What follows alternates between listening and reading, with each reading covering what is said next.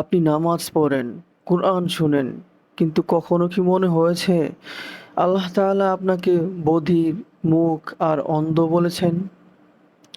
শুনে অবাক হবেন।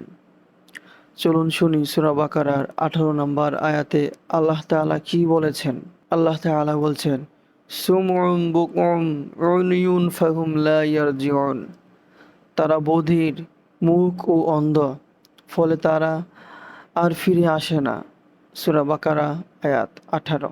আজকের এই আয়াত কি কেবল 1400 বছর আগের মুনাফিকদের জন্য প্রযোজ্য? না ভাই, এই আয়াত আজকে আমাদের জন্য এক কঠিন সতর্কবার্তা। আল্লাহ তাআলা বলছেন, তারা বধির। আমরা কুরআনের বাণী শুনি, ওয়াজ শুনি, কিন্তু কি শুনি অন্তরে? তারা মুখ।